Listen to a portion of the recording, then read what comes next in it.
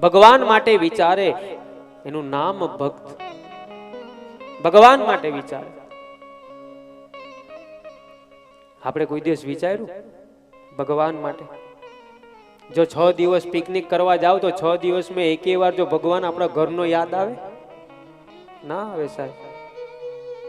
6 દિવસ આપણને કોઈ ભૂખ્યો રહેવા કહે તો આપણે ઘરે તાળા મારીને જતા રહીએ, ભગવાન ઘરમાં હોય એના ભોજનનું શું?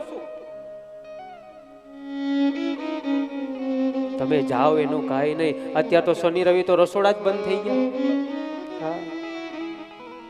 શનિ રવિ સારી નવી હોટલ ગોતવાની.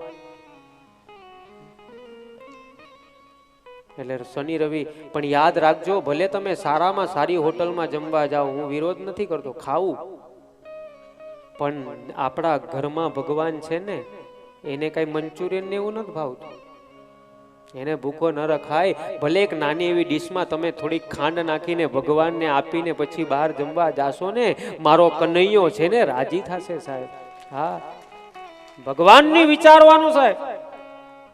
અત્યારે ભગવાનનો વિચાર પણ નથી આવતો. વૈષ્ણવ સંપ્રદાયમાં તો કૃષ્ણને લઈને જાય સાહેબ. મેં બીજા દિવસે ચર્ચા કરી. જેમ નાના છોકરાને લાડ લડાવે ને, એમ કૃષ્ણને લાડ લડાવે. ગમે ત્યાં જવું હોય કનૈયો સાથે. હરેવેલી બંધાવી દઉં હરી તારા નામ, ધજાઉ ફરકાવી દઉં શ્રીજી તારા નામ. ભાવ છે સાહેબ. આ તો આપણને વિશ્વાસ નથી. વિચાર કરો કે કોઈ માણસનું નાનામાં નાનું પણ ઓપરેશન આવે તો ડોક્ટર ઓપરેશન કરે તો એની પાસે શું પડ્યું હોય? ચાકુ હોય ને કાતર હોય ને, એ બચાવવાનું કાર્ય કરે છે. કોઈ ચાકુ લઈને મર્ડર કરવા નીકળે તો હા, એક જણ મારવાની વાત કરે અને એક જણ બચાવવાની વાત કરે છે. બેવનો ભાવ અલગ છે.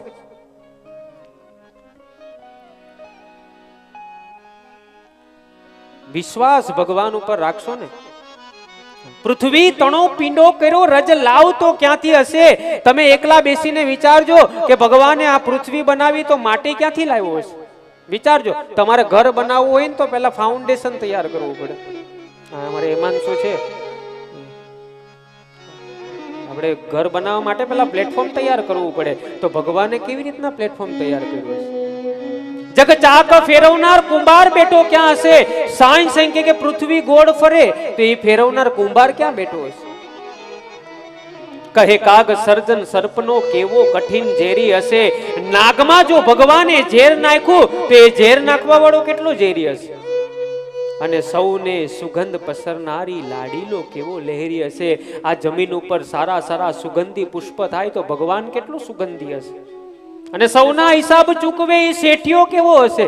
બધાના હિસાબ પરમાત્મા રાખે, એને કોઈ કેલ્સીની જરૂર નથી પડતી. એ શેઠિયો કેવો હશે? અને વિચારો કે રાત્રે આપણે સુઈ જાય, સવારે ઊભા થાય, વચમાં આપણને કઈ ખબર હોતી નથી, ત્યારે આપણો શ્વાસ કોણ ચલાવતું હશે? વિચારજો.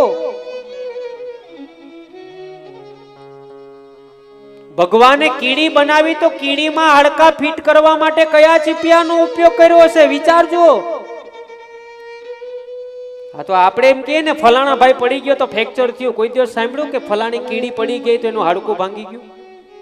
હા, એ બુદ્ધિ ક્યાં જાય છે સાહેબ? આકાશના ઘડનારા કહો ઘર કોને ઘડ્યા હશે? નાનો એવો સ્લેબ બાંધો ને તોય 4 પિલ્લર જુએ, તો ભગવાને આકાશ કેવી રીતના ટકાવ્યું હશે?